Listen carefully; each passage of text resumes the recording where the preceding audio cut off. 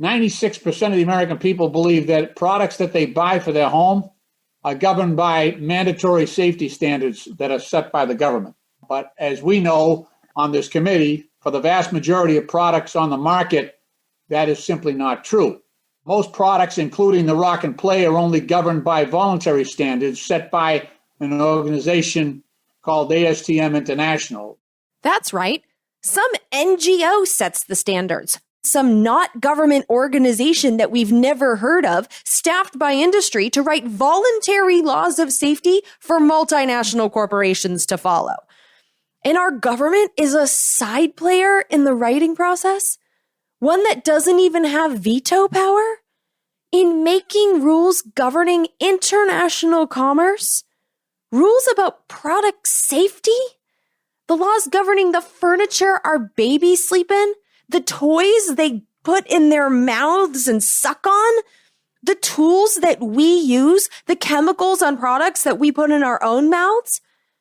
This committee at the ASTM non-governmental organization staffed by industry can move forward with safety rules that are voted down by doctors and our government. Who's governing who here?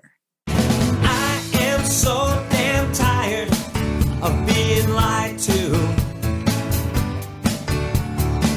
I don't think I can deny it anymore. You can't stick to your story if you think it flies. But I'm not gonna buy it anymore.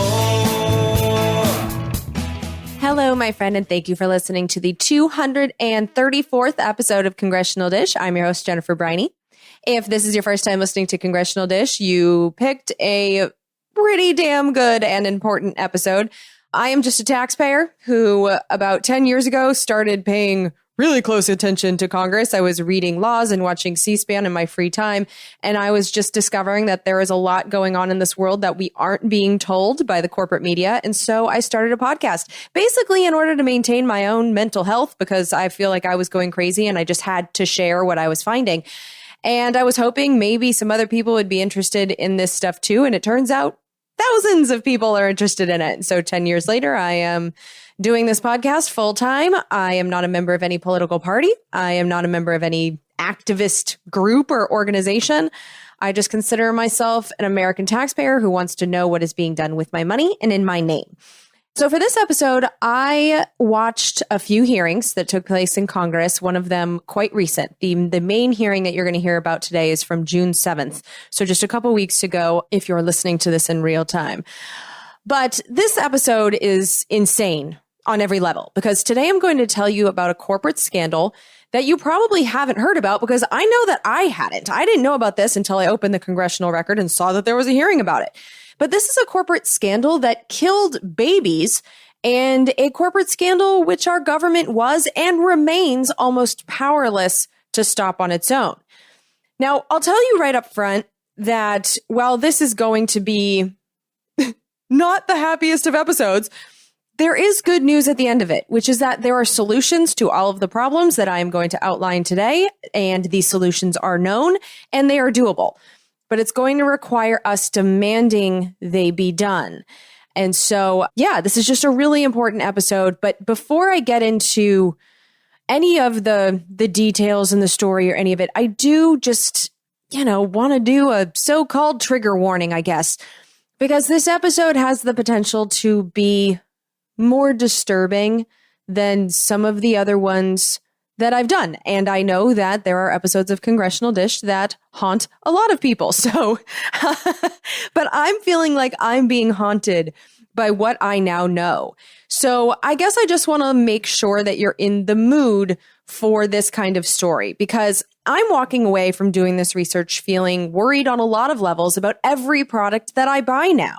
And I'm also very concerned about just how far the corporate titans have gotten in their quest to dismantle our government and the deadly consequences of allowing corporate moles into our Congress to maintain and continue that dismantlement.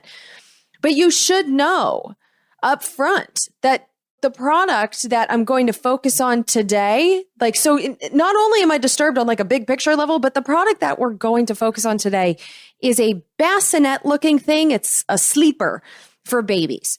And so we're going to be looking into a product that has killed babies. And I've decided that I'm going to spare you the absolutely heart-wrenching stories that were told by the mothers in the hearing, because I think that knowing babies died is dramatic enough. But if you're not in a good place at the moment, maybe just come back to this episode when you are.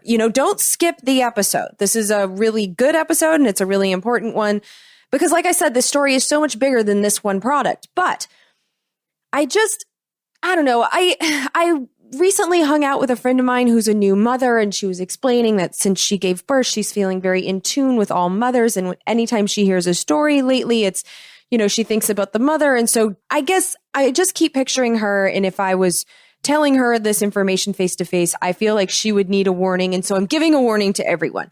There are sad, dead babies ahead. It's clearly not going to be a pretty scene. But like I said, I don't intend to dwell on that any more than I have to, because this is really a story about government, a government that desperately needs to be fixed. But before I can get into that big picture, you need to know what Mattel and Fisher-Price did. Now, Fisher-Price is a company that's now owned by Mattel, and Mattel is a company that makes toys and other equipment for children. You've heard of them. This is a giant multinational corporation that sells toys for all kinds of brands that your kids play with. They sell their products at all of the corporate chain stores where most Americans buy kid crap. They sell their stuff at Target, Kohl's, Kmart, Walmart, Amazon, Bed Bath & Beyond, Bye Bye Baby, all those places and so many more sell products for children produced by Mattel and their subsidiary Fisher-Price. Well, in 2009, Mattel's Fisher-Price, which is how I'm going to refer to this company because they're the same damn thing. Well, Mattel's Fisher-Price released a new kind of bed for babies. This new bed was called the Rock and Play Sleeper, and it was a fluffy, padded bed on 2 foldable legs that allowed a baby to sleep at a 30-degree angle.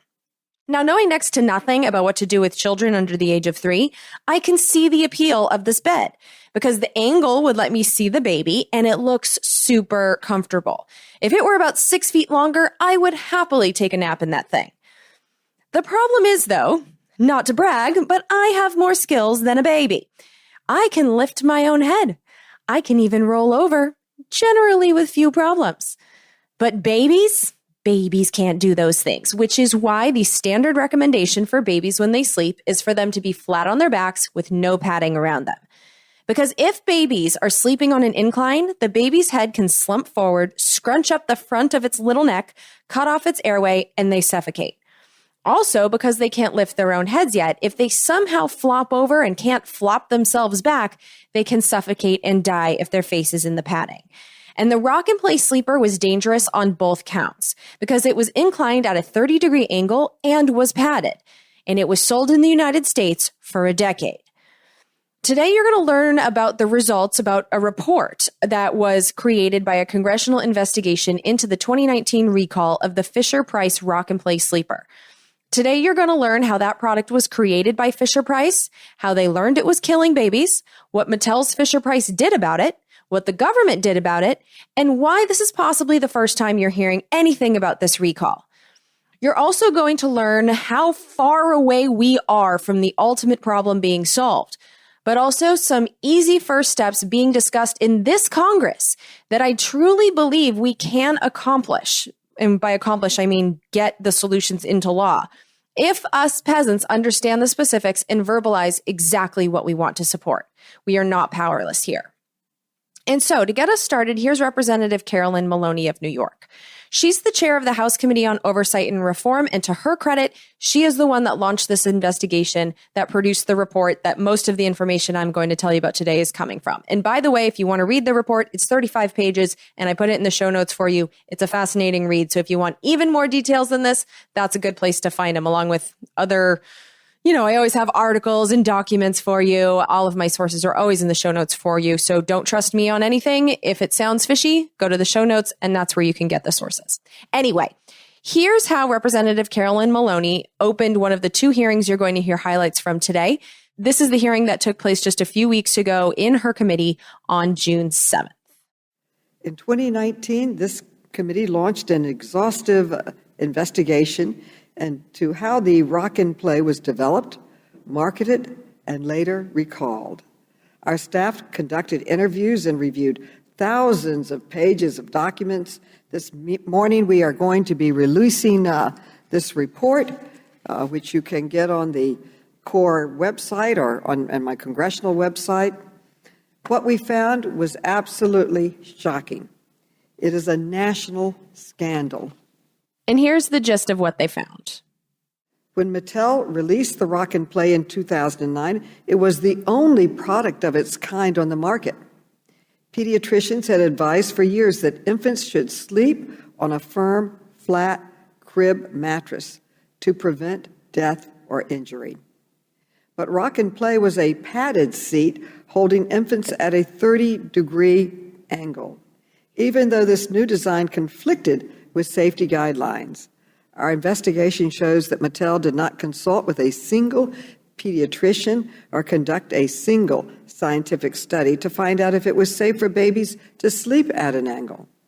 Internal documents also show that over the decade this product was sold, Mattel repeatedly ignored urgent warnings from international regulators, pediatricians, and even its own customers that the Rock and Play was unsafe.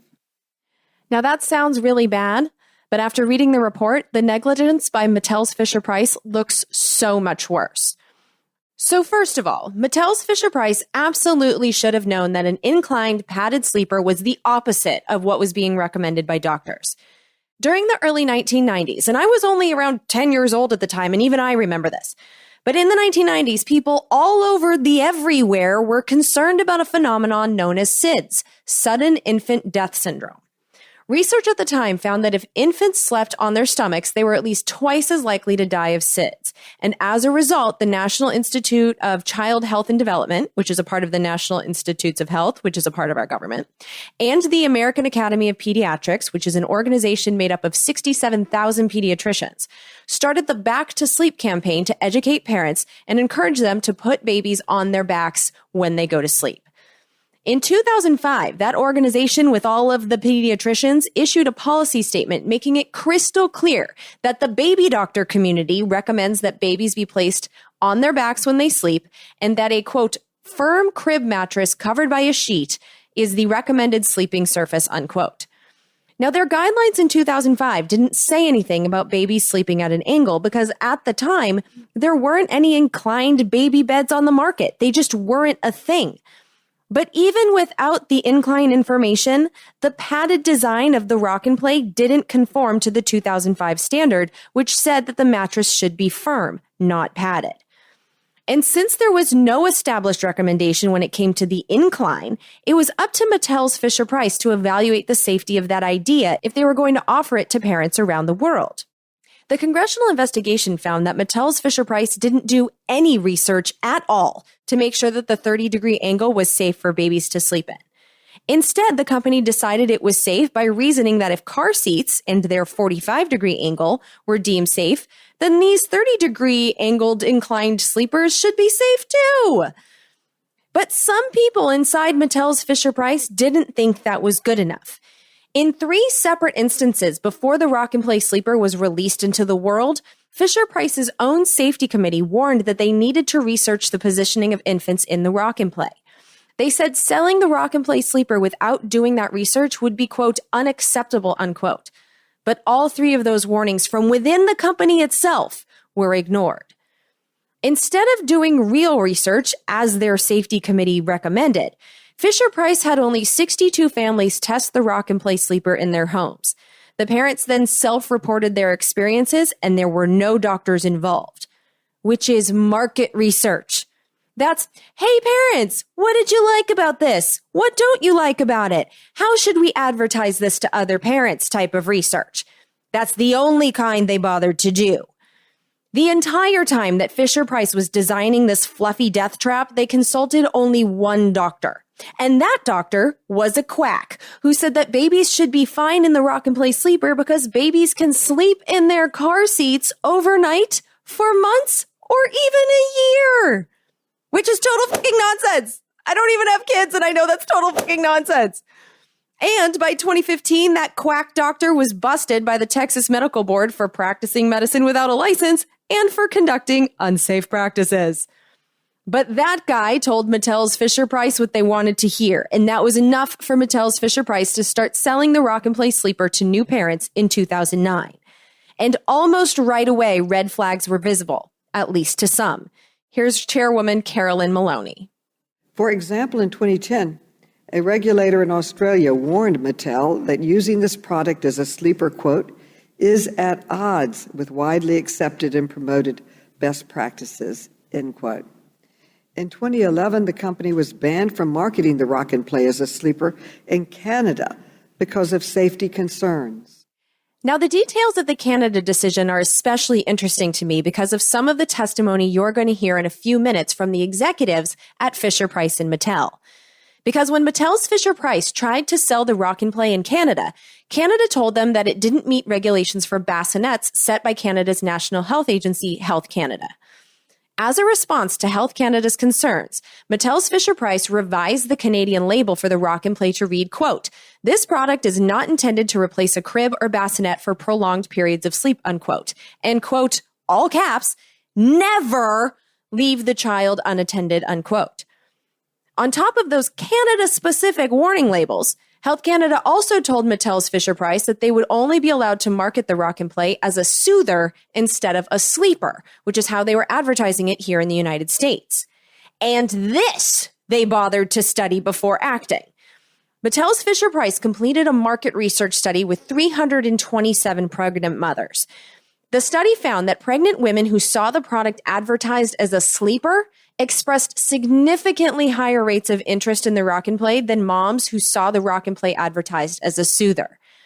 Ian Johnston, who at the time was the senior manager for international marketing with Fisher-Price, he told the committee investigators that once Mattel's Fisher-Price was prohibited in Canada from advertising the Rock and Play as a sleeper, it decided to not sell the sleeper in Canada at all.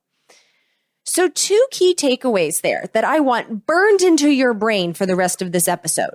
Number 1, the Rock and Play sleeper from the beginning clearly did not meet the safety standards for bassinets in 2 of our most closely aligned countries, and Fisher-Price definitely knew it. And 2, this thing was purposely advertised to us as a sleeper. And that advertisement was so important to Fisher-Price executives that they would rather miss out on sales of it in all of Canada than have to change that public advertisement anywhere in the world. But these early concerns and bans from outside the United States after a few years weren't the only indicators that the Rock and Play was dangerous. Mattel also received a steady drumbeat of reports that infants as young as 2 months old had stopped breathing or even died in the Rock and Play. Mattel employees admitted to the committee that the company knew about these deaths and injuries, but Mattel claimed that its product was not the problem. As reports of injuries and deaths started to roll in during the first few years that the Rock and Play was on American shelves, members of the public started to put the pieces together. The reviews for the Rock and Play online had a lot of parents voicing concerns about it being used as a sleeper and the dangers that it posed. And one concerned citizen, a board-certified pediatrician named Dr. Roy Benaroche, wrote an email to Fisher-Price directly in February of 2013, which said, quote, I'm concerned that parents are using this product as a routine sleeping area for their babies. This is unsafe, unquote. He then told Fisher-Price to look at the 2011 Safe Sleep Guidelines from the American Academy of Pediatrics and explained in detail how the Rock and Play violated multiple aspects of those guidelines. About 3 weeks later, after a second follow-up email from Dr. Benaroche, Fisher-Price responded, quote, the Rock and Play sleeper complies with all applicable standards. We encourage consumers who have questions or concerns about providing a safe sleeping environment for their babies to discuss these issues with their doctors or pediatricians, unquote. So here's Fisher-Price, a company that didn't have a single pediatrician examine the Rock and Play for safety before they designed or sold it, telling a pediatrician that if parents are concerned, they should talk to a pediatrician. And this company didn't respond to any of Dr. Benaroch's specific concerns about the multiple ways that the Rock and Play violated the 2011 safe sleep standards that were written by the American Academy of Pediatrics. In fact, when writing their response to Dr. Benaroch, Fisher-Price consulted their legal team, but didn't have anyone with any medical training whatsoever review his email in regards to the substance of the doctor's concerns, the safety of the children. Oh, won't somebody please think of the children? But literally. Here's Representative Eleanor Holmes Norton of Washington, D.C., questioning Ynon Kreitz. I don't know if I'm saying his name correctly, but he is the CEO of Mattel, and this was from that June 7th hearing that took place in the House Committee on Oversight and Reform. Do you think Mattel took Dr. Benaroch's warning seriously enough? I'm aware of that interaction, and I know we took his recommendation and considered those seriously. That said, as my colleague just mentioned, we did not see an issue with what he raised because the product did meet the bassinet standard. And while we did consider his observation, we did not agree with them. But again, they knew damn well that it didn't meet the bassinet standard for safety in Canada. And we'll learn in a little bit why that statement is frustrating when talking about standards in the United States. But more broadly, here's how the executives at Mattel Fisher-Price explain their overall behavior. In this clip, you're going to hear a reference to the CPSC, and that stands for the Consumer Protection Safety Commission. You're going to hear a lot more about them by the time we're through today, but just for now, just know that the CPSC is the part of our government that was and still is in charge of policing the safety of products sold to us here in the United States. This man is Chuck Scothen, and he is the Senior Vice President and General Manager of Fisher-Price and the Global Head of Infant and Preschool at Mattel, Inc. After the product launch, Fisher-Price regularly examined and analyzed any safety incident that was reported and regularly shared the reports of fatalities and serious incidents with the CPSC for its own analysis. We asked 2 top doctors to evaluate the safety of the product specifically related to observing the breathing of infants sleeping in an incline in the product. These doctors confirmed the Rock and Play sleeper was safe when used in accordance with the warnings and instructions. In 2018, we had extensive discussions with the CPSC about the Rock and Play and asked one of the top engineering firms to assess independently whether infants were at risk of rolling over when using the product. We are confident that all of our products are safe when used as intended in accordance with the warnings and instructions. At the same time, we take into account reports of injuries that are associated with other patterns of use. In light of the risks of accidents in the use of incline sleepers if the safety restraints were not used, we decided 2 years ago to recall the Rock and Play voluntarily as the best way to reduce this risk. Throughout the hearing, this is what the executives kept coming back to. We think our product is safe when used as intended. It's safe when the straps are used. It's safe when the parents follow the directions. The official company line was essentially blame the parents. It's not the padding that can suffocate the children or the incline that makes their heads bend forward. It's the dumb parents who didn't use it according to the instructions. The parents who didn't read the fine print on this bed, on this pillow on sticks. It's the parents' fault. But we recalled because we're so responsible and just wanted to be safe. Okay, more on that in a few minutes. But the point right now is that Mattel's Fisher-Price knew parents were using it for sleep. Doctors and lots of parents online and the public reviews were making it crystal clear that it was being used for general sleep, which might not have been what was instructed in the fine print, but was indicated as safe to most people since sleeper was in the name. And who reads the instructions for a bed, even for babies? See a bed, put a person on bed, sleep on bed. There's your instructions. Sure, there are straps, but it's a bed. If you don't know that there's danger there, danger other than falling, and if you're a new parent, it's just a bed. If the baby falls asleep in the sleeper, common sense says that you've figured it out and it's working as intended. And we know that they kept sleeper in the name on purpose because they knew that sleeper would sell more units than soother. And so sure, I am sure that parental dipshittery played a role. As we all know, there's no test that we have to pass to become parents. And I sure know a few people who I wouldn't trust to make me a sandwich who have figured out how to bump fuzzies and make a person. And so I'm sure that Mattel Fisher-Price is right that some parents didn't read the instructions and didn't strap the babies in correctly. Let's give them that. But I'm also equally certain that those parents were not aware of the danger lurking in the comfy-looking pillow. It's a pillow. It's not a bed of razor blades.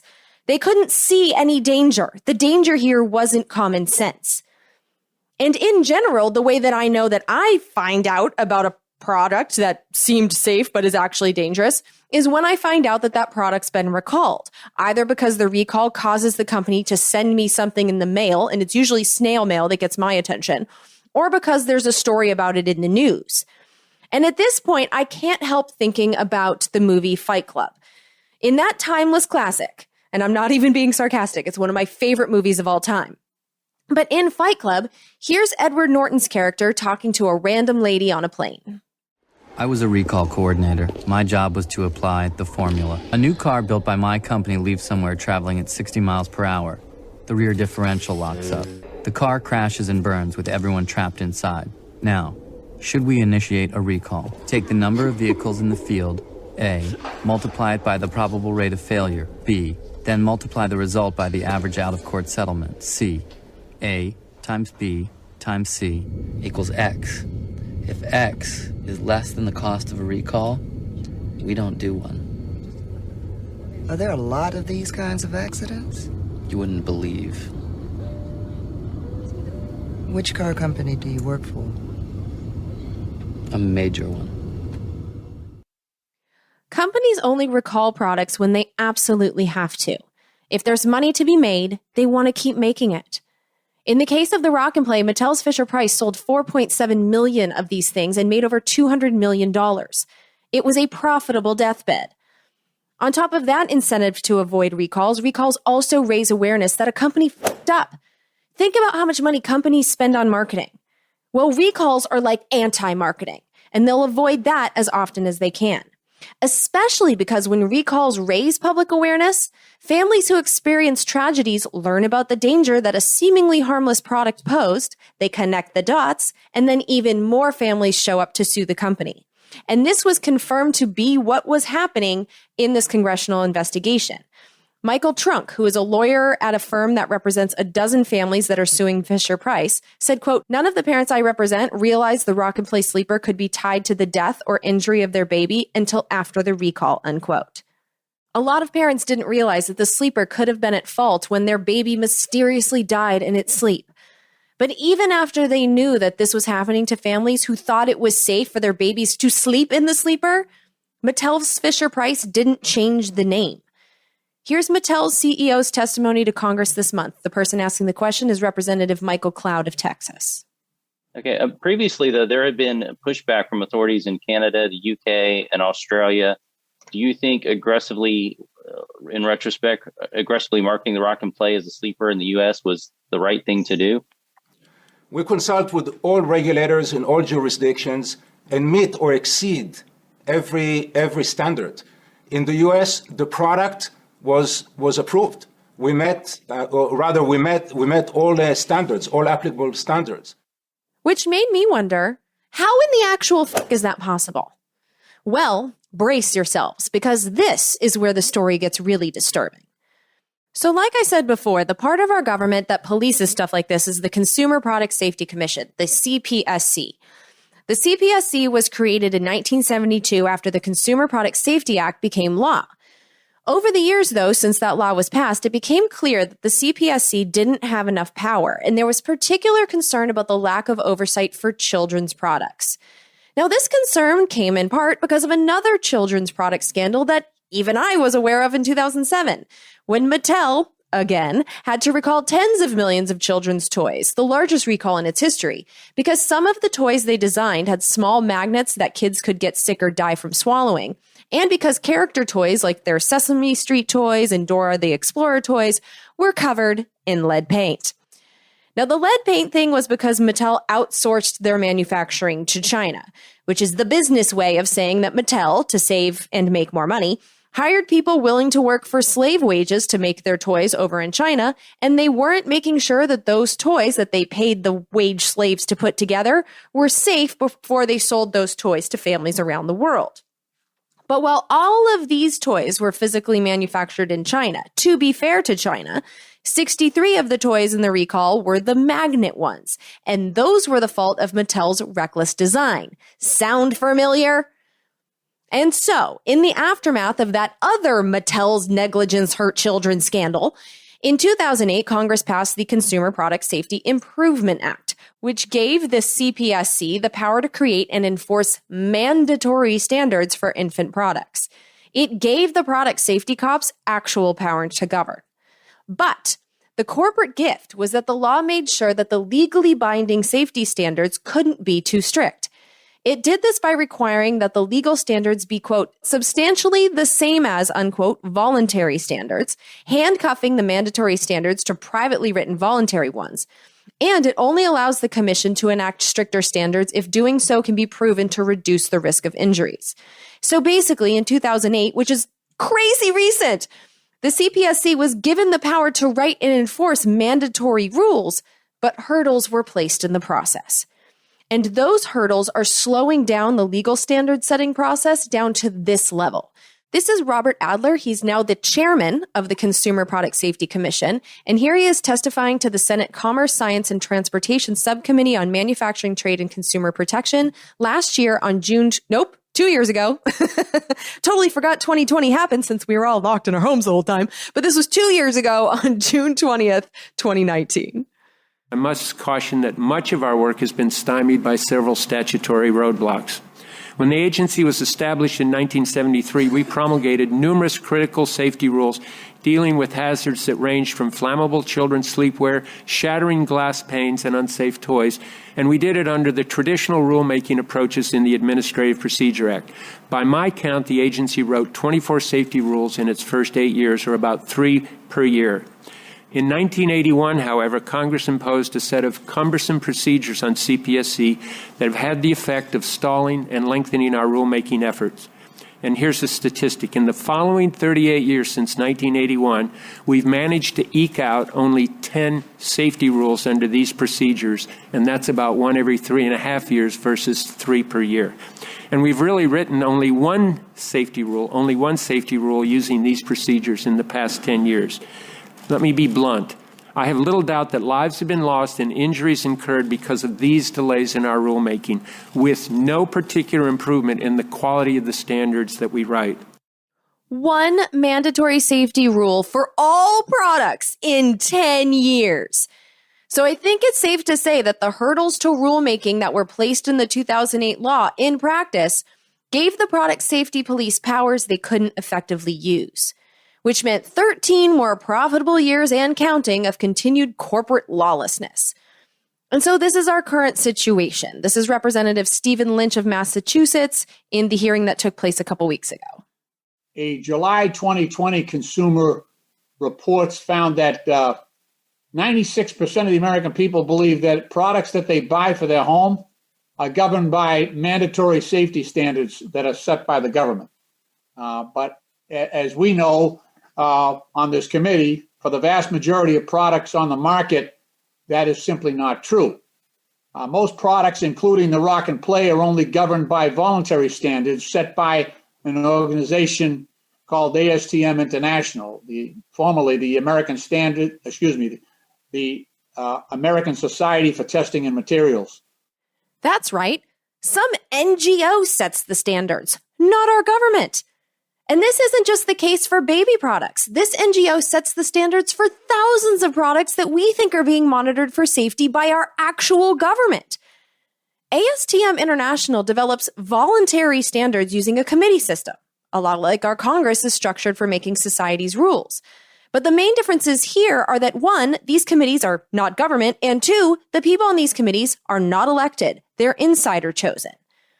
And ASTM has proven by behavior that the safety standard setting committees often include, people we would want on them, consumer safety advocates, testing labs, but they also include manufacturers. In fact, they include representatives from the very companies whose products would be sort of governed by their voluntary standards. Another thing that's voluntary in the ASTM rulemaking situation is the involvement of doctors. When evaluating products for their effects on human health, ASTM allows medical professionals to provide their perspective, but doesn't require it. And even if medical professionals are invited into the process, they don't have the power to veto rules. The doctors can be freely ignored. Doctors are treated no differently in this process than the potted plant in the corner of the committee room.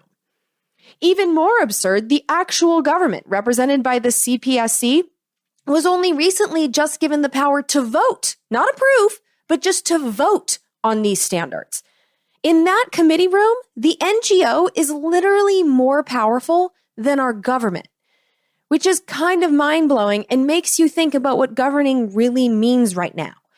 Because this NGO committee is writing rules for industries, plural, lots of them. Isn't that what Congress is supposed to do on this large of a scale? You know, we're at this point now that the abdication of lawmaking power has strayed so far away from the nest that it's not just being done by the executive branch, by the, secretary of whatever or even a commission, or whoever else the boomer generation of Congress passed actual decision-making in government over the course of my lifetime. But now it's not even in government anymore. Now we find out that we're relying on some not government organization that we've never heard of, staffed by industry, to write voluntary laws of safety for multinational corporations to follow. And our government is a side player in the writing process, one that doesn't even have veto power in making rules governing international commerce, rules about product safety. The laws governing the furniture our babies sleep in, the toys they put in their mouths and suck on, the tools that we use, the chemicals on products that we put in our own mouths. This committee at the ASTM non-governmental organization staffed by industry can move forward with safety rules that are voted down by doctors and our government. Who's governing who here? Here's Representative Stephen Lynch of Massachusetts speaking to Chuck Scothen. He's again the Senior Vice President and General Manager of Fisher-Price and the Global Head of Infant and Preschool at Mattel. Mr. Scothen, I understand the Rock and Play, the Rock and Glide, and the Soothe and Play glider were all subject to voluntary standards set by ASTM International. Is that right? They were set by the ASTM standards as well as the CPSC guidelines where appropriate. Right. And ASTM is comprised of, and again, I hate to use acronyms, but the American Society for Testing and Material International is comprised of a bunch of different groups and individuals, including product manufacturers like yourselves, testing labs, some consumer advocates, and others. But what many consumers don't know is that through the ASTM committees, manufacturers like yourself can influence the voluntary standards that are set for their own products. Is that correct? We are involved in those standards. It's a consensus-based organization, which takes into account all of the different expertise from all of the different individuals. So the consensus is really designed to ensure that no single company or group can influence. Right. But Mattel employees, including the people who helped design the Rock and Play, actually sit on the ASTM committees that design standards for infant products, don't they? They are involved in the ASTM standard setting process, correct. Right. And when they participate in ASTM's work to set safety standards, they are doing so as representatives of the company and not as independent individuals. Is that correct? Well, they are representatives of the company, but typically their roles are to facilitate the process, to focus on getting the groups together, to aggregating and putting all the information together and coming back with consensus points of view. And so here's how that's working out in real life.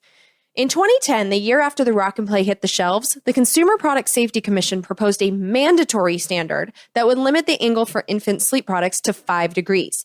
Now, that would mean the end of the Rock and Play, since its 30-degree incline is way over that limit.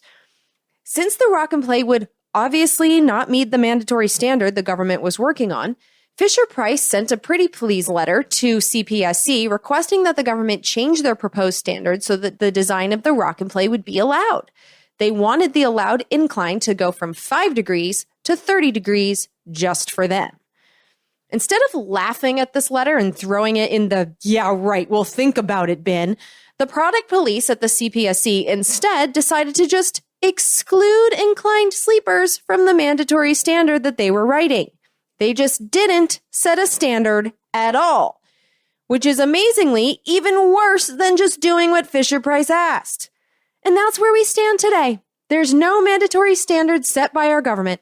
And so every time you've heard the executives say that this product met all required standards, there were no required standards. An actual bed of razor blades would meet the mandatory government standards that don't actually exist. And so without the government setting a mandatory standard, that leaves us baby bed buyers with the protection of voluntary standards. Well, the ASTM committee that developed the voluntary standards for infant inclined sleepers was led by Mike Steinwachs, a Fisher-Price engineer, which means Fisher-Price had the leadership role in setting the safety standard governing its own product. And you know where this is going, don't you? Can you just sense it? Well, yes, when the voluntary ASTM standard was finally released 5 years after the rock and play first showed up on our shelves, the voluntary standard required that the incline not exceed 30 degrees, the exact angle of the rock and play. And so that's how in the U.S., the product was approved. We met all the standards, all applicable standards.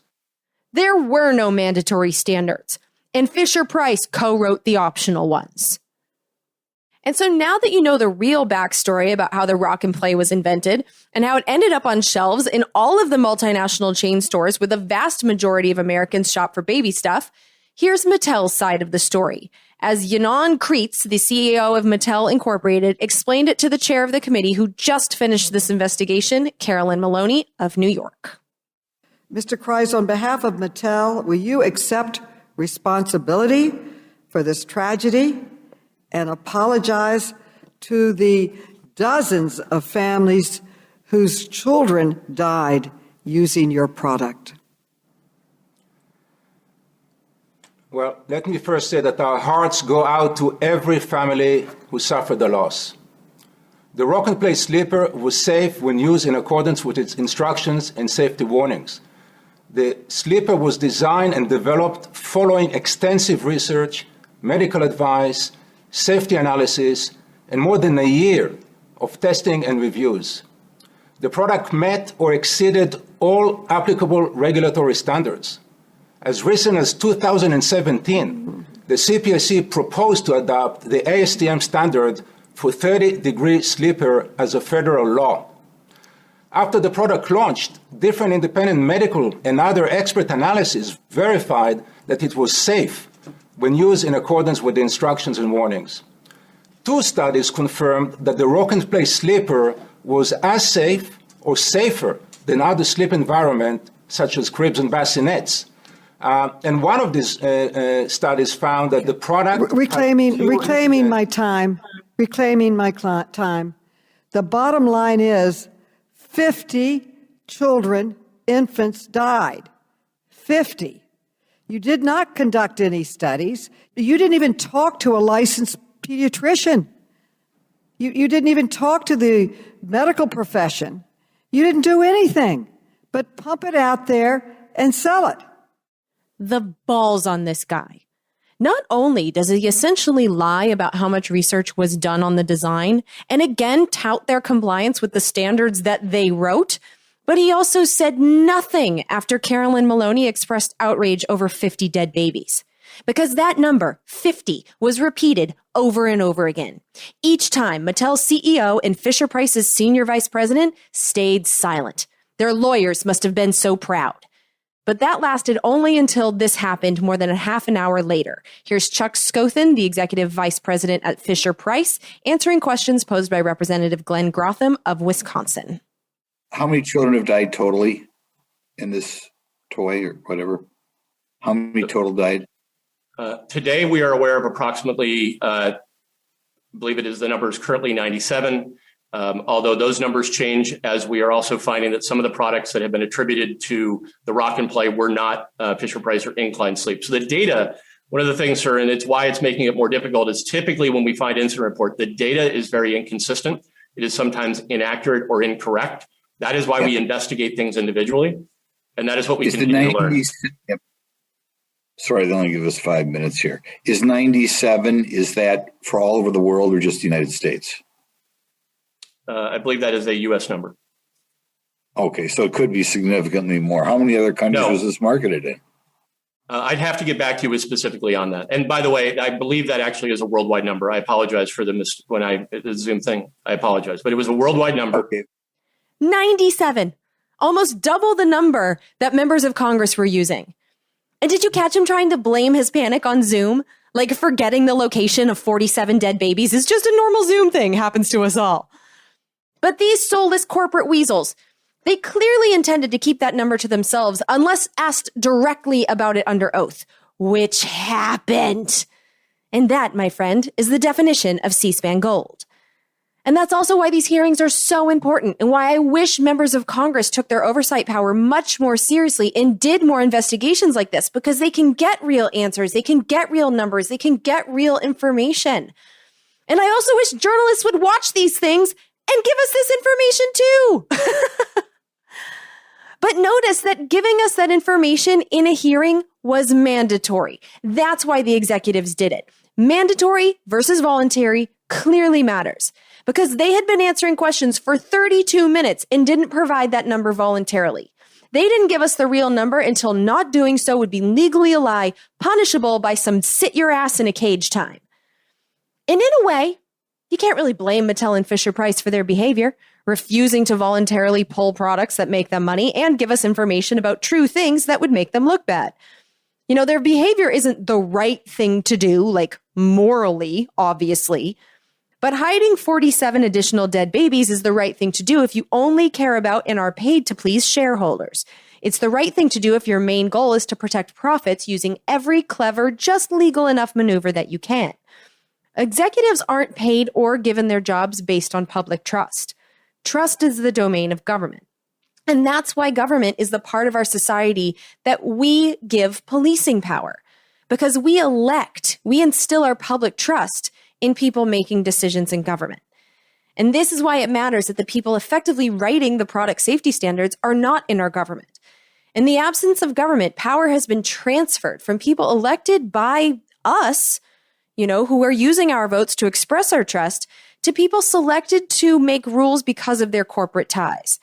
There are different motivations based on who these people represent. And for those representing companies, they're motivated to hide anything that makes companies look bad to the public. Those who are elected by us might be motivated to expose dangers to earn trust of voters. That's what we hope for when we vote for someone. And the reality is that we're sadly too often betrayed in that trust when we find out that we've elected someone who represents their donors. So, rich people and corporations instead of our neighbors, instead of their voters. But at least we have a chance of a public service motive with elected officials. But the corporate structure is designed so that profit is everyone's goal. And so a standard system written by corporate representatives like the ASTM one would logically make it a last resort to force a company to issue a recall. Again, recalls are expensive. They equal lawsuits and cash out of the bank for refunds. And they're essentially anti-marketing. And so keeping that dynamic in mind, let's now look at how the rock and play recall finally happened. About 3 years ago, the number of deaths associated with the rock and play got some of the members of the CPSC worried. And the commission told none of us about their concerns. Instead, they had a back and forth with Mattel's Fisher-Price about their concerns for a full year, while more parents bought the rock and play and more babies died.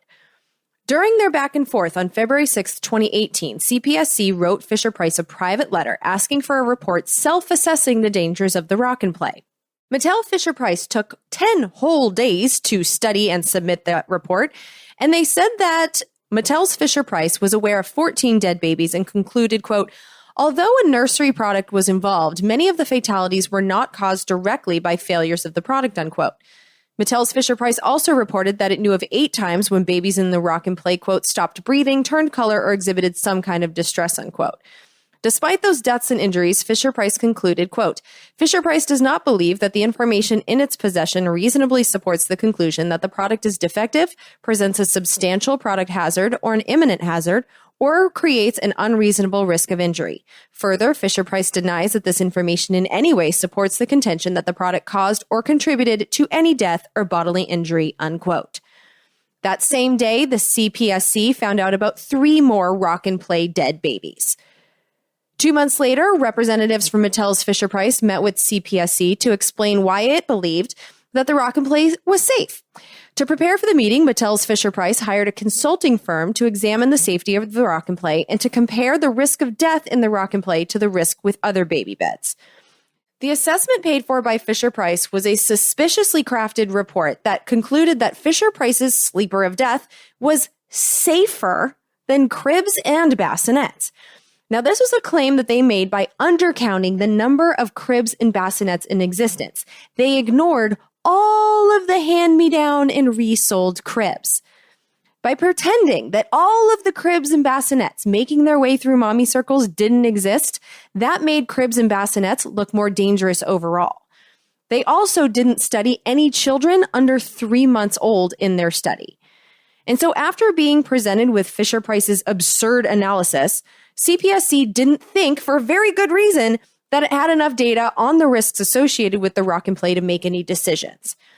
Now, at this point, the commission could have been studying the rock and play this whole time on their own, but instead, it was only now that the CPSC started a study of their own. So what they did is that they hired an actual doctor, an assistant professor of orthopedic surgery, to conduct the government study. She hired 6 co-investigators, including a pediatric pulmonologist, pediatric spine surgeon, pediatric orthopedic surgeon, a pediatric psychologist, and 2 biomechanics researchers. This was the first legit medical study to be conducted ever on the rock and play, and it was the government that conducted it. But in the meantime, for a full year, decisions were made based on the riggy-smelling report completed by a company paid by Fisher-Price. All that the government did to warn parents while their study was being completed was issue a safety alert saying that babies had died in inclined sleep products and then urged parents to use the restraints when putting their infants in those products. But CPSC wasn't allowed because of the hurdles put into law during the Boomers' years Congresses. The CPSC wasn't allowed to mention the rock and play or Fisher-Price by name. And so some commission issued a general notice during the middle of the Trump years to warn us about this danger. Did you hear about it? Neither did I. Finally, though, the real study conducted by medical professionals by the spring of 2019 had yielded some preliminary findings that indicated that inclined sleepers could be unsafe, and that 17 was not the total number of dead babies. And so basically, the data was not looking good for Mattel's Fisher-Price. And so finally, on April 1st, 2019, CPSC sent Fisher-Price a letter telling them that CPSC would be releasing a real press alert for the first time, naming the rock and play. Now, on first glance, this might look like slow but good governance, right? The CPSC had some preliminary information from a study worthy of trust, and they acted to inform the public. Great, right? Well, a few hours earlier, Consumer Reports contacted CPSC for comment on a story it was about to release, telling the public that its journalists had proof that at least 29 babies had died while somehow using the rock and play. The CPSC issued the letter to Mattel's Fisher-Price that same day. And then 3 days after that, Mattel's Fisher-Price informed CPSC that it wanted to conduct a fast-track recall. And so, at the end of all this, it was actually the actions of the media, the journalists at Consumer Reports, who effectively got the rock and play removed from our shelves. Once public awareness was assured, both government and corporation had to act. And that's how powerful public awareness can be.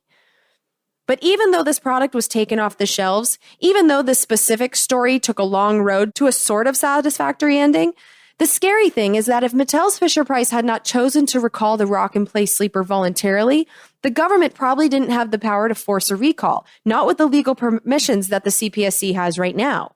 If they want to force a recall, the CPSC can merely sue the company. And even if the company loses, they have time to appeal and sell their product to us in the meantime. The other option is that CPSC can go directly to federal court if they think there's an imminent hazard. But the point is that the CPSC can't issue recall orders without the judicial system playing middleman. And both of these options take time. And so the CPSC has basically been asking pretty please and hoping that the corporations will do the right thing and issue recalls themselves as our official government policing policy. And then, on top of that, this is what an insider says is also going on at the CPSC. This is Elliot Kay. He is a commissioner on the Consumer Product Safety Commission. But I do think the culture of the agency has changed from, in my experience, from one that was driven hard to try to take these products off the market to making sure that industry was not upset with whatever is being done.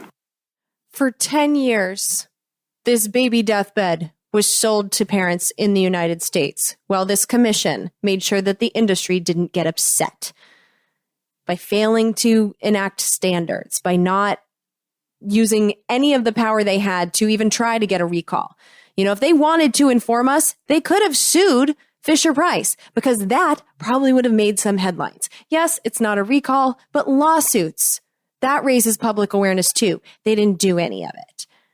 There was a hidden danger there. The public was never informed, which brings me to Section 6B.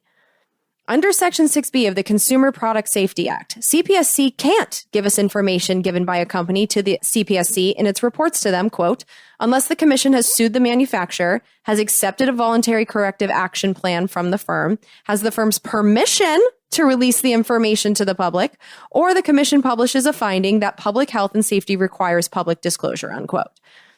Section 6B also gives companies the right to sue the CPSC and effectively stop the government from releasing information about them, at least while the courts work it out. And this is a strange limitation that's not imposed on other federal regulatory agencies. Here's Robert Adler, our new chairman of the CPSC. I also must mention the onerous information disclosure restrictions under which CPSC must operate. I refer to the provisions of Section 6B. Unlike any other federal health and safety agency, when CPSC wants to warn consumers about a particular hazard associated with the company's product, we first have to run our press release past the company to see whether they have any objections to it. And especially in recalls, that means companies can object to our proposed hazard warning, can threaten to sue us unless staff waters down the release. And here's another commissioner on the Consumer Product Safety Commission being even more blunt about the situation. As I stated during our House oversight hearing earlier this year, people die because of Section 6B. It is that simple. Now, the good news is that Section 6B is on Congress's radar. So here's Representative Eleanor Holmes Norton. She is talking in that June 7th hearing. Mattel's decision not to take Dr. Benaroch's warning seriously seems to me to be inexcusable. It also demonstrates why it is important that we repeal Section 6B of the Consumer Product Safety Act and stop letting corporations hide behind the law to hide deaths associated with their products from the public. Dr. Benaroch knew in 2013 the rock and play was dangerous. At that time, Mattel also knew that infants had died in rock and play. Perhaps if the public knew as well, Dr. Benaroch's warning would not have fallen on deaf ears. So our representatives are aware of this, and it is low-hanging fruit for fixing. But it needs fixing fast, because the danger of these types of beds was not eliminated from our shelves when the rock and play was recalled. Here's Chairwoman Carolyn Maloney. On Friday, we learned that Mattel is recalling 2 more inclined infant products that the company marketed for sleep: the Rock and Glide Soother and Soothe and Play Glider, after 4 infants rolled over in the Rock and Glide and suffocated.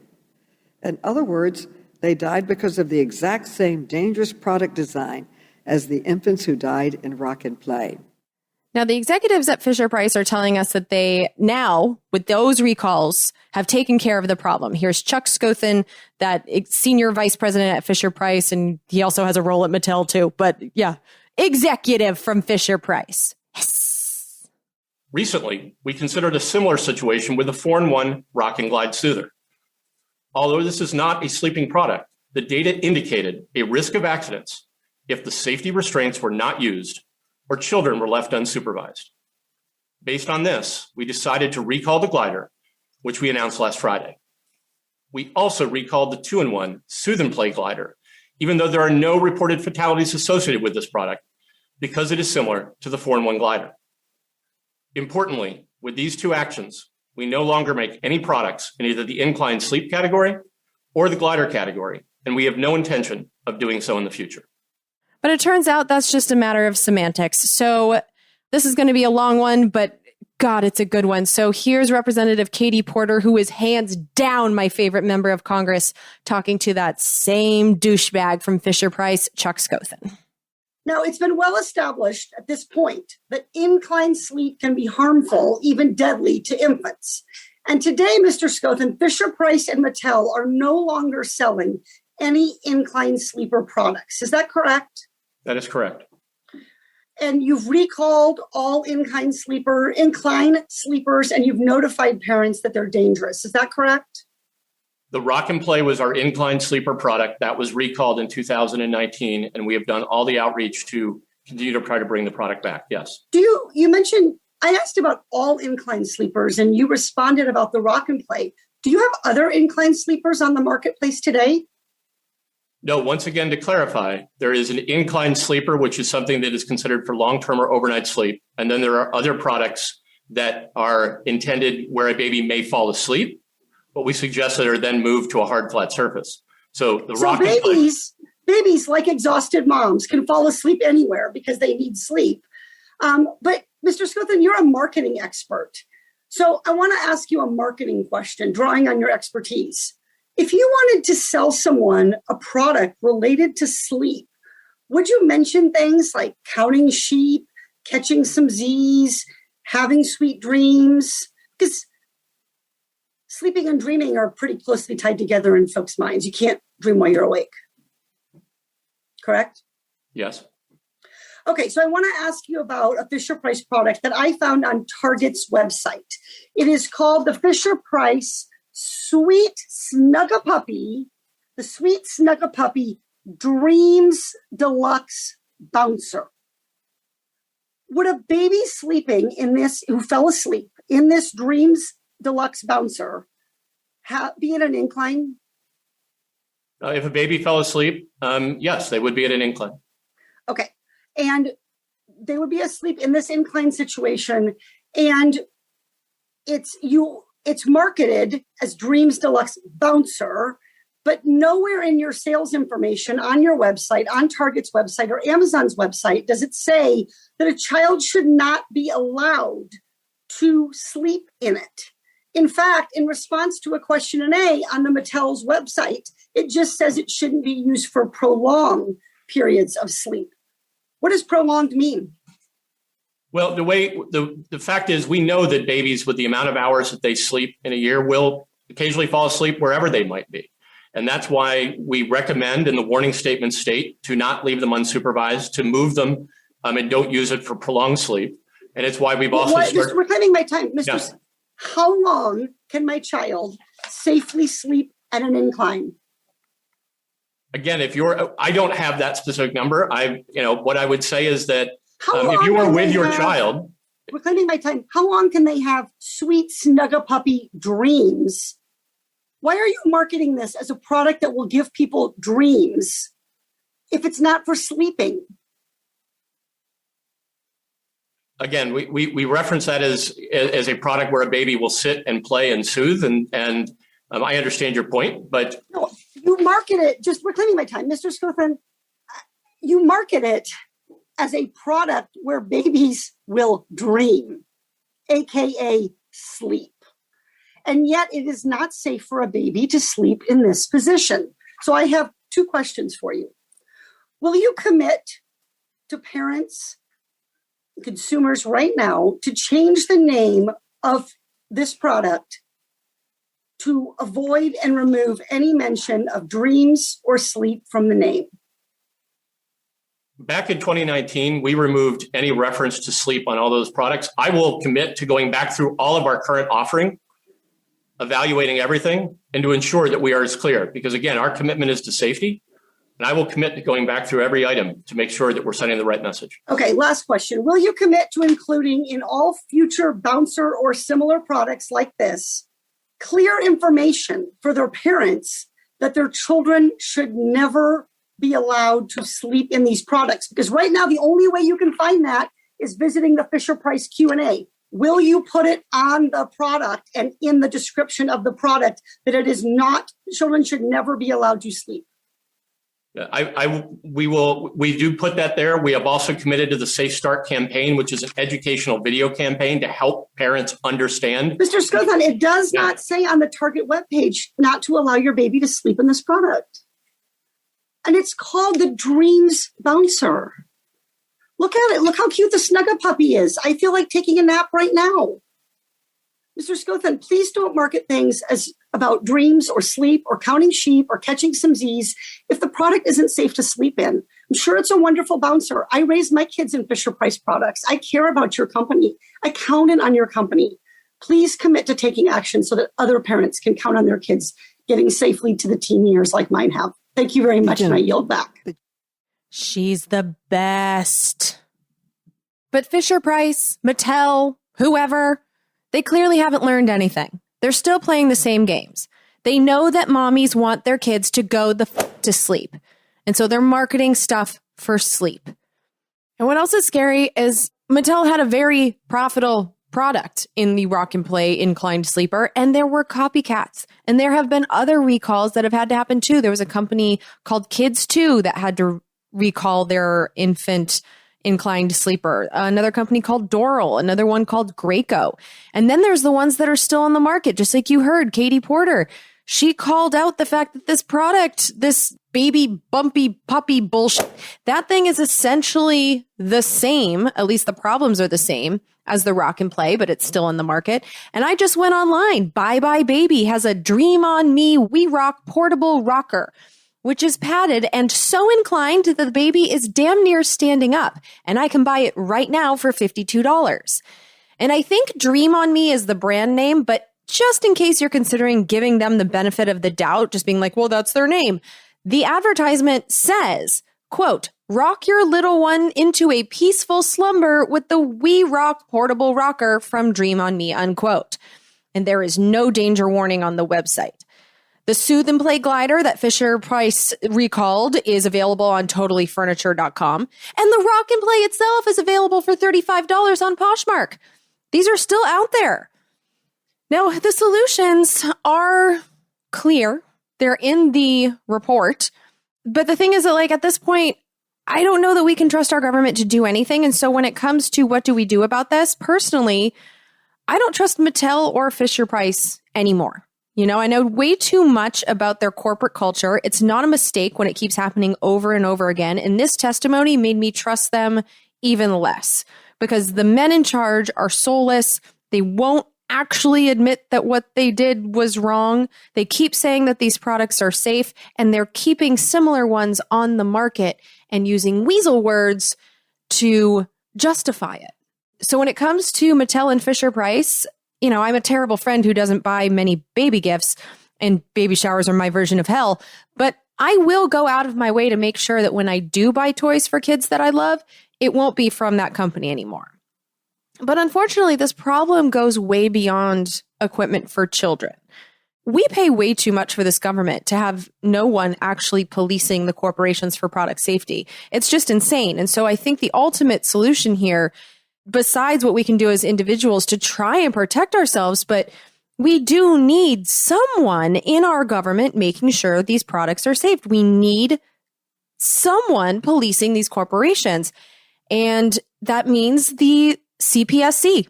We have to give the CPSC actual power.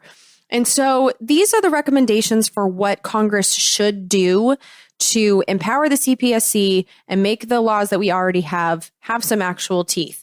Now, the first recommendation, I think, is already obvious. It's the low-hanging fruit of repealing Section 6B of the Consumer Product Safety Act. That's the part that essentially doesn't let the government tell us about dangerous products without permission from the company. What the That's ridiculous. In addition, the investigators also want Congress to create a publicly available national database that includes data on all known serious injuries and deaths associated with consumer products identified by the manufacturer, the product name, and the date. And I feel like that's just common sense, and it's baffling to me that it doesn't exist already. Empower the people with information and leave the products on the market. But if there was some place that I could go to at least research the rock and play, at least I could make the decision for myself. So that one is obvious. Second, the investigators want Congress to tear down the legal hurdles put in place around the time I was born that stop the commission from issuing and enforcing mandatory recalls if the CPSC determines that a product poses an imminent danger of serious injury or death. The companies themselves should not be the only ones with the power to issue recalls because clearly, as this rock and play story clearly illustrated, they will stall indefinitely if they are making a lot of money on a dangerous product. So the government has to be empowered to force recalls. It can't be voluntary anymore. Third, investigators want Congress to require manufacturers to submit a report to the CPSC demonstrating the safety of any new product designed for small children if there isn't already a mandatory standard governing it. They essentially want Congress to require that companies prove the safety of their inventions and get approval from the government before they put products for children on the shelves. Until producing this episode, that's another thing that I just assumed was common sense and already happening, and I am horrified to know that it's not. And then finally, investigators want all licensed daycare facilities to register with the CPSC, providing contact information that the government can use to notify those facilities in the event of a recall of children's equipment. And they want this in the law because the investigators found that 10% of daycare centers surveyed were still using the rock and play deathbeds a year after the recall because they were never told about it. Now, there's also a bill. So, Chairman Maloney, we've got to give her credit for this. She did the investigation. She made the report happen. And now she's writing a bill that she says will help the situation. Here's Chairman Maloney. I want to be clear that I hold the federal government to the very same standard. And just this last week, I reintroduced 3716 along with Congresswoman Presley, with whom I've worked on the Children's Protection Act. Right now, federal agencies are not required to analyze or disclose the impact of regulatory changes on children, and they rarely provide evidence that their policies do no harm to Americans' youth.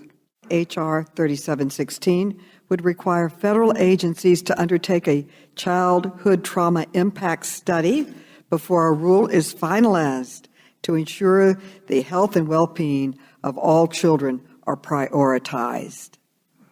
These analyses would be conducted by review panels with expertise in children's health and education, as well as experience in advocating for the health and welfare of all children. It is absolutely crucial that the actions of industry and government alike are informed by expert analysis when it comes to the health and well-being of children before it is too late. Now, all of that sounds good. And I wanted to read her bill to see if it has all 4 of the recommendations included, if there were any other corporate loopholes, read the bill like I like to do. But what's weird is that even though she reintroduced this weeks ago, the text isn't publicly available on congress.gov, and it's not on the committee website. So there is a bill being written, but that's all I can tell you about it. It's still being done behind closed doors. But basically, I am so disturbed. I was in the airport for the last few days and walking around Vegas, and I was just looking at all this crap that they sell in all of these different stores, and just knowing that no one is making sure that those are safe. I'm baffled. I'm just baffled. And when I think about me doing this episode, I feel like this is a story that when I was a kid, probably, maybe, would have been a big story. Like, I know that the 2007 recall was a big story. And I remember recalls when I was a kid that they were a big deal, and yet we don't know about this. And I just keep thinking that today's episode, this topic, is an excellent example of why the advertising-based business model used by pretty much all of the largest media outlets is pretty clearly failing this country. Because today's episode was about a corporate scandal that was just investigated by Congress. A report was issued by Congress about a company that every single one of us has heard of that was outrageously reckless with their product safety standards, and babies died as a consequence. But I didn't know about this, even though this scandal was ongoing for 10 years and the product itself was recalled over 2 years ago. A product that my own family trusted. You know, I've talked to people I know and to strangers about this situation that I've discovered while producing this episode, and no one else that I've talked to has heard of this scandal either. You know, I didn't know about it. I've probably said this already, but I didn't know about it until I saw a hearing about it listed in the congressional record, and that is unacceptable. The only reason that my brain can come up with for why this episode is likely to be your first time hearing about this too is because Fisher-Price and the company that now owns Fisher-Price, Mattel, they advertise on every single television network in existence. Every ad that you see for a Mattel toy, you know, ads for Hot Wheels, Thomas the Tank Engine toys, Barbie, American Girl, Minecraft, and of course, all the baby equipment advertised by Fisher-Price, every one of those ads is a payoff to the corporate press. Every ad they run is a financial incentive to limit the amount of negative stories that they tell about the company that pays them.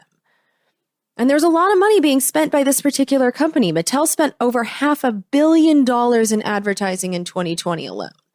And if I were getting a good piece of that, I would maybe have just picked another topic for today's episode, one that wouldn't run any risk of offending a generous sponsor. And it's that easy. You know, it's not even all that sinister. It's self-censorship. You know, I can't get in trouble for what I don't do, right? And I have no way to prove it, obviously, but this is the only way that I can fathom the lack of stories about all these dead children. It seems like a story that journalists would want to tell us, especially because it could save the lives of our most innocent, especially knowing that there's still products just like it for sale right now. But the self-censorship that happens when your paycheck depends on sponsors, when your paycheck is funded with Mattel money, you just choose stories that won't piss off Mattel. You know, this is why, even though I know that you're getting hit up for cash all the time, and I know it's annoying, but this is why it's important to support independent media like this show.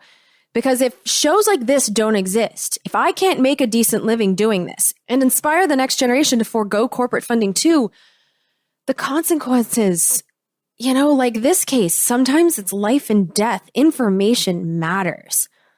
And it was just this morning after I had written most of this show that I was filling in Brian, who is the amazing artist who has produced all of our episode level artwork for many years. He's one of our most important team members.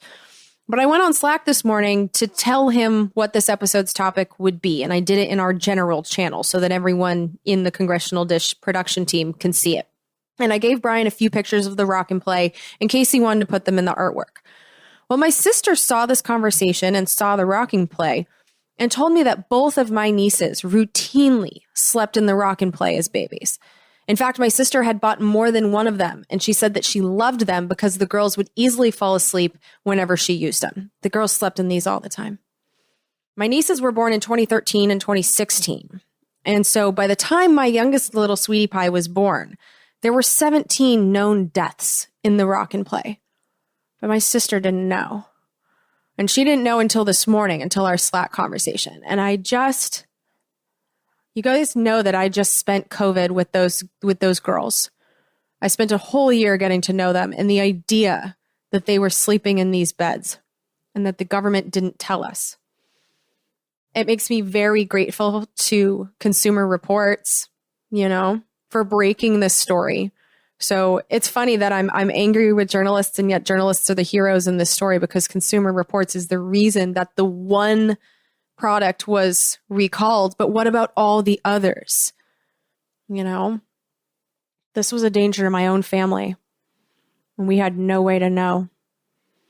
And that makes me really, really pissed about our lack of awareness, which I have to believe is at least partially due to the self-censorship of corporate media figures hesitant to piss off a sponsor writing checks by the hundreds of millions. The lack of awareness, even after the recall, even after a congressional investigation, the lack of awareness on stuff like this is deadly. So Consumer Reports, bravo and thank you for what you did. But where are the rest of the stories? Where are the rest of the follow-ups? Where are the television exposés that are telling us that the danger is still out there? They're just not happening. And yet I bet that if I turned on the television for an hour, I could find an ad from Mattel. We need journalists who aren't afraid of Mattel and every other corporation who might have dangerous secrets that need to be exposed. And so even though I know that every politician is hitting you up for cash, and now more and more journalists are too, I consider that to be a good thing. Even though it just, it adds to the number of people that are annoying the same group of producers and sponsors and listeners. But I think it's a good thing that more journalists are being incentivized by doing this same business model based on donations, based on voluntary producers. I think it's a good thing that people are making themselves self-incentivized to tell you information that your family needs to know. And if this episode doesn't fall into that category, I don't know what does. And so please support Congressional Dish. If you want to support it per episode and get all of the golf swings removed and get more behind the scenes types episodes, I have some interviews and I have just more personal stuff I put on the private feed. You can get that easily by pledging anything per episode on Patreon. You can also donate monthly on PayPal or Zelle. You can set it up on Zelle. We also have Cash App. We have Pop Money. You can contribute to me directly on Venmo at Jennifer-Briney. I also take cryptocurrencies. Buy the dip. Buy it for Congressional Dish. But everyone who supports this show in whatever amount you consider fair, I mean, for me, what is fair for me is what you can afford, and it has to be more than zero, obviously. But if you support the show, you're considered a producer, and producers are welcome to have your feedback and messages that, all of us want things that we want shared with the world. And I give you an opportunity to share your thoughts with this community on all of the bonus thank you episodes. Or if you want to have your voice heard, you can even leave a voicemail at 339-707-0307. And every producer that submits a cumulative $535 payment, every $535 payment makes you eligible for an executive producer credit, which allows you to be credited on an episode of your choice, which basically gives that episode your public vouch. And then we will vouch for you if you want to put that credit. It's a real credit on your resume or LinkedIn or whatever you want to do with it. If someone contacts my sister and I, we will say, yes, this person was an executive producer on this episode. And you can have your feedback shared with the community on a main episode like this one. And so that brings me to our executive producer for episode 231. That was the episode about the power problems in the state of Texas. And this executive producer is Shelly Strasener. And this is the message she wanted me to read to the community. So she says, "Hi, Jen. I hope all is well with you as you prepare to hit the road. I've had your take on the second Trump impeachment insurrection technicality on my mind ever since I listened to episode 228 and the subsequent green room sessions, mostly because I disagree with it, but hadn't had the occasion to put my thoughts down in text since then. I understand your justification that you wouldn't have voted to convict Trump given the case presented hinges on your assertion that because Trump wasn't in power, January 6th could, I think you mean because Trump was in power, but January 6th could not be an insurrection against the new president because he wasn't in power yet, but a self-coup to keep the president in power. But the definition of an insurrection is, quote, a revolt, rebellion, or resistance against civil authority or an established government, unquote.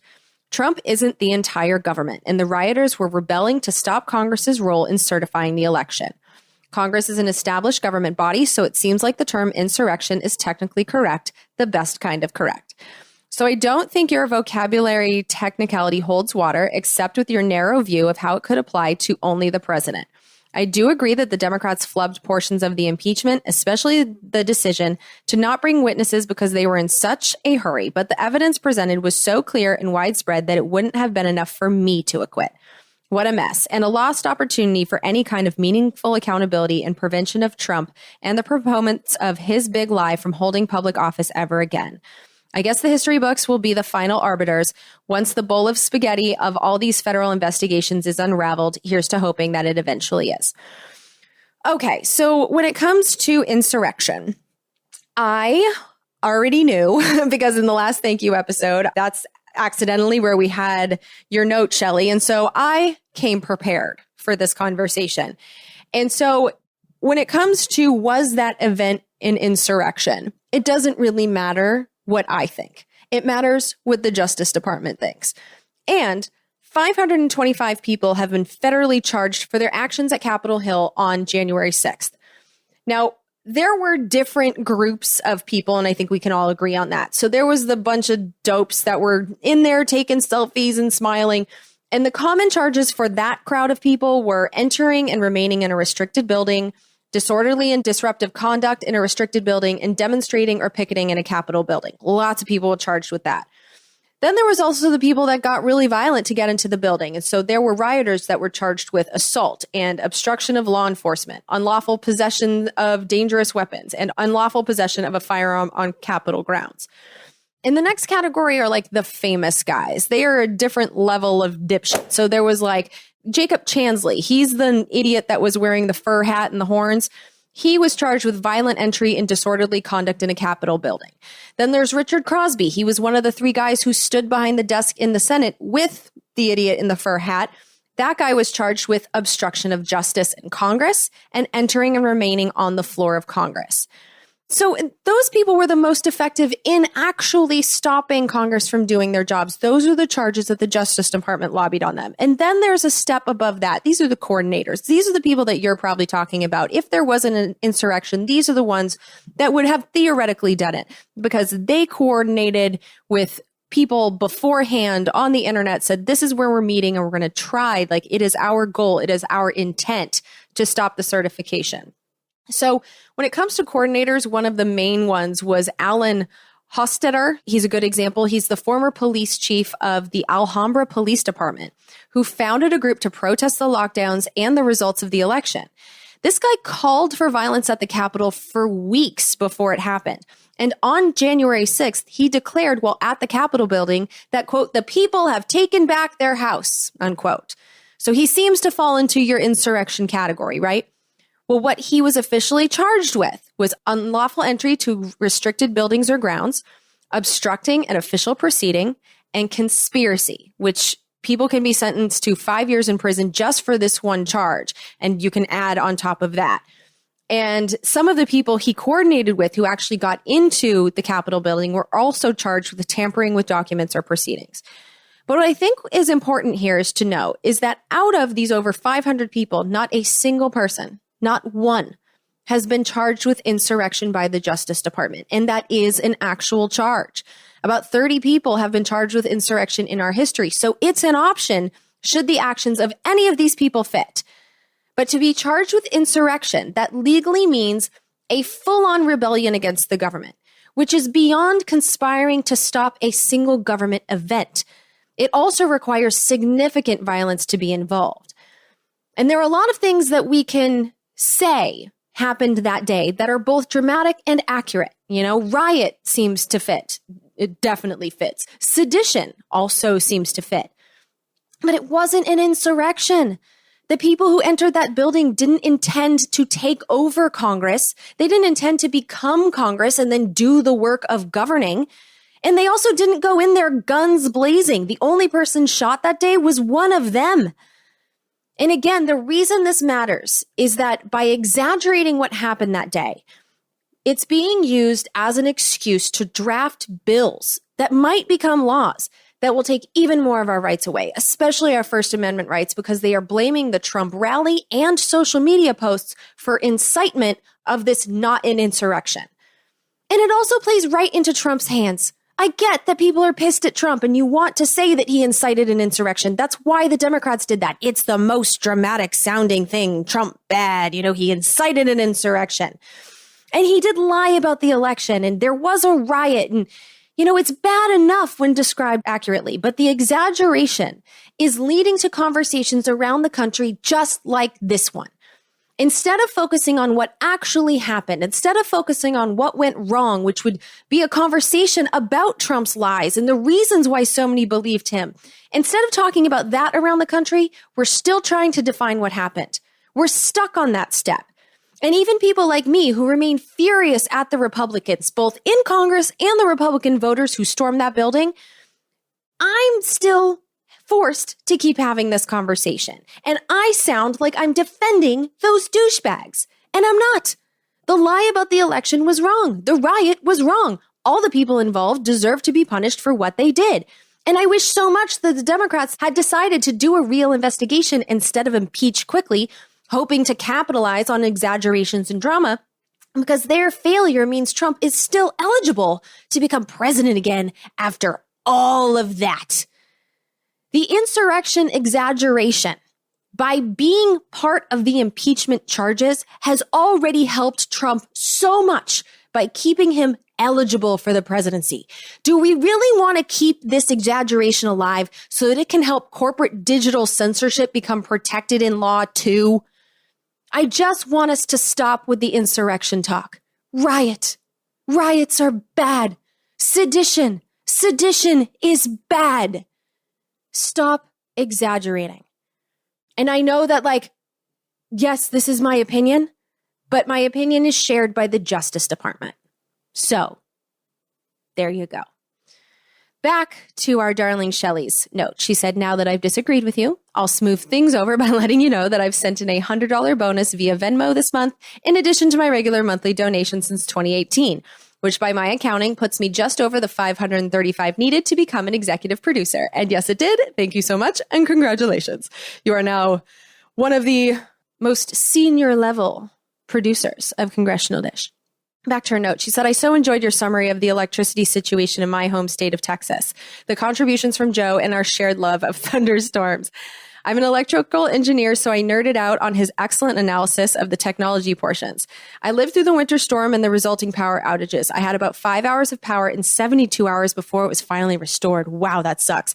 Others were out for longer. It was extremely unpleasant, but I was lucky not to have any burst pipes and that we had a gas fireplace that kept us from freezing to death. The randomness of the planned outages was baffling and inequitable, and the communication on when power would go on or off was non-existent. I count myself privileged that this is the only time I've experienced such instability of basic utilities. The economic impact and hassle factor for others who were not so lucky has been immense and so clearly preventable with proper regulation and oversight. Anyway, I would love to be an executive producer for that episode, Congressional Dish 231. If you're ever in the Dallas-Fort Worth area, drop me a line. I'd love to meet you in person. I'm also a Talking Fat fan. I love that there's a crossover there. She says, thanks again for all you do. Keep up the good work, Shelley Strasener. And thank you so much, Shelley. We clearly disagree on the insurrection thing, and that is totally fine because at the end of the day, it doesn't really matter what we think. The members of Congress are going to do what they're going to do. And yeah, but I appreciate the conversation. I hope it shifts away from still trying to define that day because I've already said my piece. But I want to thank all producers. I did check the Patreon. We are almost breaking even from the June firings. And so I'm recording this on June 23rd. It would be nice to see us get back in the green by the end of the month. So if you're on the fence about jumping on the Patreon, this would be a very kind time for you to do it. But yeah, the show needs your help. We've been in a bit of a donation drought. I feel like I haven't really pushed it that hard while, we were going through this death-a-rama that's been the beginning of 2021, but we do need producers to step up. So thank you, Shelley, for getting yourself to the executive producer level. I don't have any executive producers for the next episode, so that is available.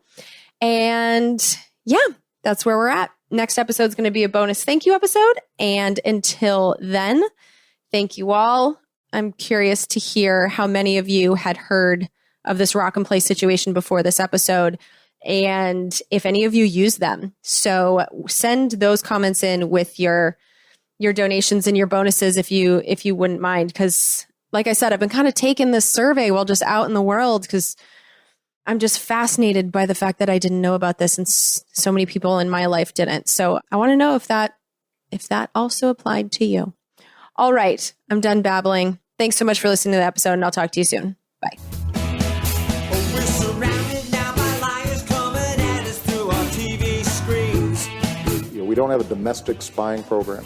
They're content to fight in black and white despite the many in-betweens. We got a president who plays with the facts. And then he waves a flag to cover his tracks. As if a lie is alright if the end will justify the means. Now we are so damn tired of being lied to. The polar ice caps aren't going away. We don't think we can deny it anymore. You can stick to your story if you think it flies.